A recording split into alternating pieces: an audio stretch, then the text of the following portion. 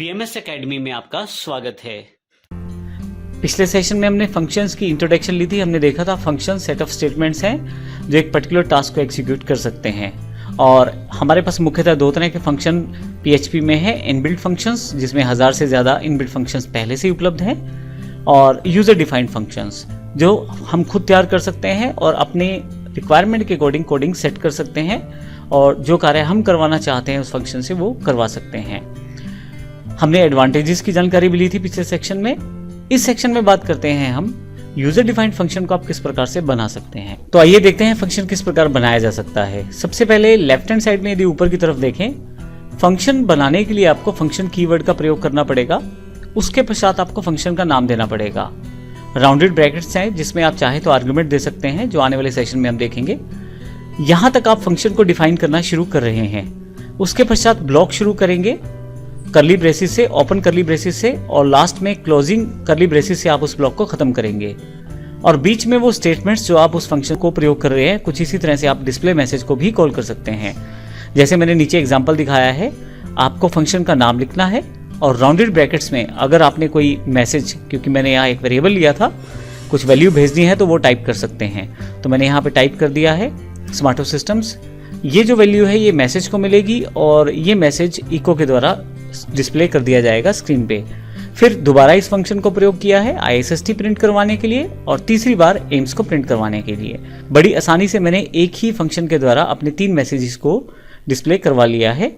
और इस तरह से अभी तो केवल ये सिंपल एग्जांपल है, कॉम्प्लिकेटेड टास्क में भी हम इसका प्रयोग कर पाएंगे फंक्शंस का। आइए एक practical example simple function dot PHP से हम इसकी जानकारी लेते हैं।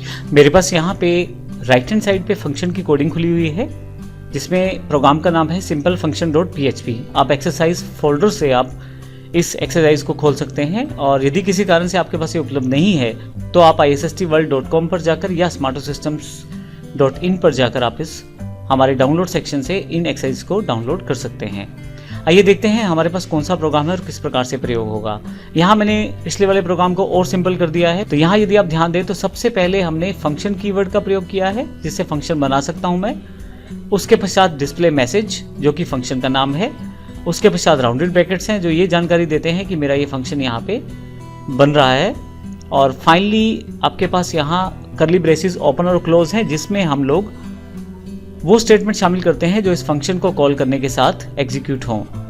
ऊपर वाली दोनों ब्रैकेट्स का प्रयोग आप आर्ग्यूमेंट्स यानी कि एक्स्ट्रा इन्फॉर्मेशन के लिए कर सकते हैं, जिसको हम अगले सेशन में भी जानकारी लेंगे। अब आपने फंक्शन बना दिया है, ये फंक्शन आपका बन चुका है।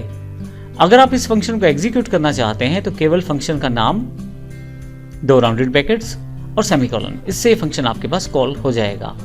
और मैं इसे यहाँ पे जो फंक्शन का फाइल मेरे पास पहले से है, मैं इसको क्लिक करके ओपन कर लेता हूँ, सिंपल फंक्शन डॉट PHP। आप देखें 3 बार इसको डिस्प्ले करवाया गया है और यहाँ पे मैंने 3 बार इसको प्रयोग किया है इसलिए।